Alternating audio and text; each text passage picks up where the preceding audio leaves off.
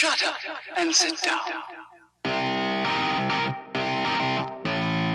Hey, I'm Simon from Nerd Safari, and if you enjoy this, please hit that subscribe button right there. But for now, we're going to dive into the best Nicolas Cage movie that you didn't know existed. I am talking about the 2018 psychedelic revenge bloodbath, Mandy. Oh man, they wronged you.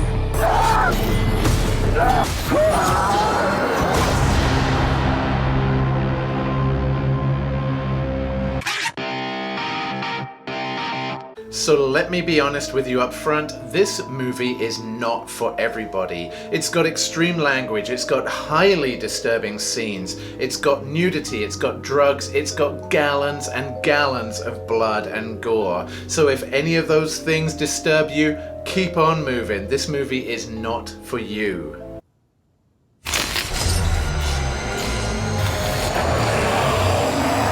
You're a special one, Mandy. But if you love a great horror revenge fantasy where the bad guys are really bad and deserve everything they get, or you just want to see Nicolas Cage give the type of exquisite performance that you haven't seen since Face Off, this is the movie for you. So what you want? It's crazy evil.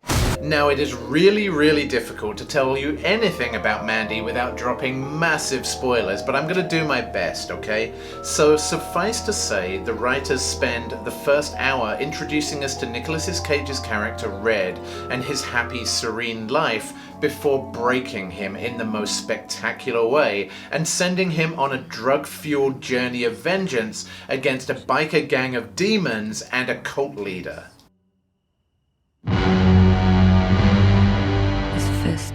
Closed around the serpent's eye. Strange and eternal. Now, the fact that the writers give us an hour to empathize with Red's character and feel both his joy and his anguish gives us license for a few things. First of all, it gives Nicolas Cage permission as his character loses his mind to give one of the most incredible performances of his career. This is Nick Cage at his best. For us, the audience, it makes us feel okay about seeing the vengeance that Red is planning to reap on the people that have so terribly wronged him, and it gives us permission to laugh maniacally along with him on that journey.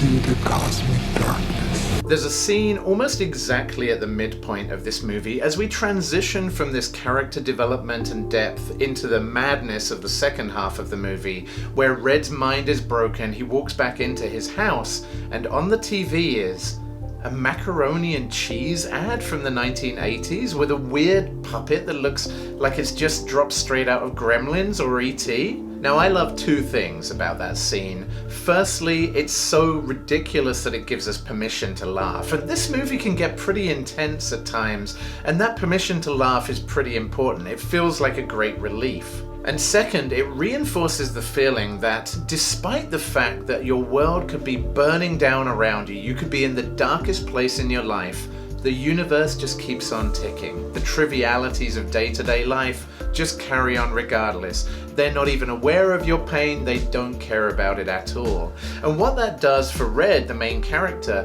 is that rather than him being this big bad tough guy who's just ready to go out and brutalize these biker gang members, it actually makes him feel very small and very real. And instead of raging, he just breaks, he cries, he moans, he drinks a bottle of vodka in his underpants. And I think that's probably a more realistic reaction that any of us can identify with. Okay, dude, enough of your cerebral BS. That's way too much overthinking. This movie has a chainsaw duel. A freaking chainsaw duel, man! Yes, this movie has a chainsaw duel. You heard us right.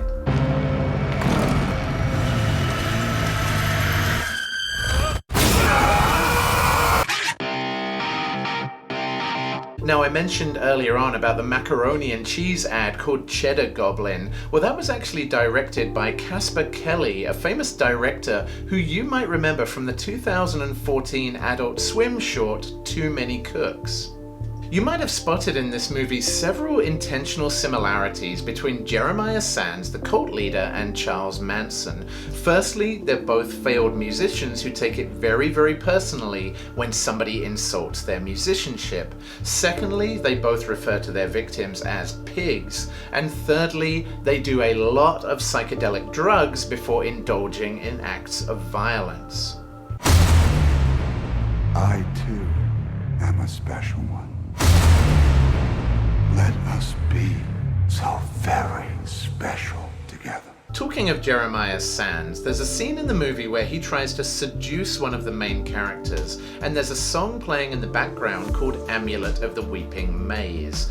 That song was actually released in real life on the website Bandcamp under the name of Jeremiah Sands and actually went to #1 on their charts. Along with that song, on the same single is a 17-minute spoken word track where Jeremiah Sands preaches his weird religion and tells you what he thinks about the world.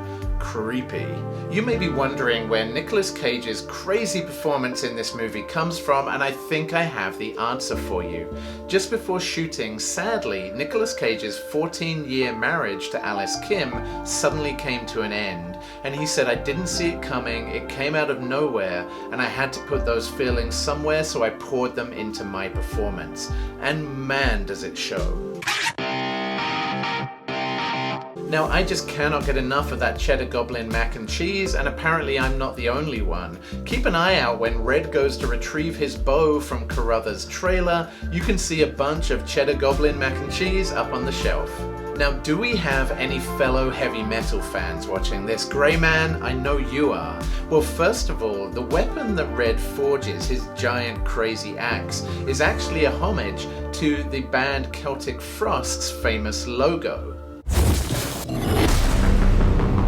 So what you gonna do with that thing? I'm going hunting. And the opening song in the movie is a song by King Crimson called Starless that originally appeared on their 1974 album Red, of course the name of Nicolas Cage's character in this movie as well. There's an animated sequence in this movie where Mandy pulls a glowing green orb out of a corpse. Does that look familiar at all to you? Well, it should if you're a fan of 1981's heavy metal. This is a clear reference to the glowing green orb in that movie. It glowed from within, strange and eternal.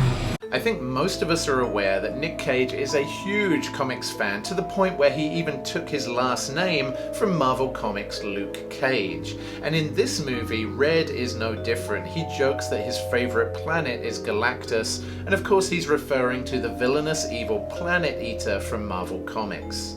Towards the end of this movie, Red tells the cult leader that the psychedelic swims where the mystic drowns. Does that sound familiar at all? Well, it's actually a quote from noted mythologist Joseph Campbell, who wrote that the psychedelic drowns in the same waters in which the mystic swims with delight. Pretty deep.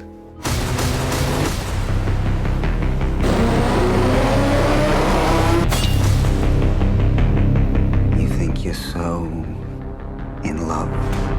I'll show you love. So there you go, my friends. I can give you no more about Mandy without spoiling the hell out of it. So if you enjoyed this, please hit subscribe and then go watch an incredible revenge horror movie with one of the greatest performances of Nicolas Cage's career. Peace out, my friends.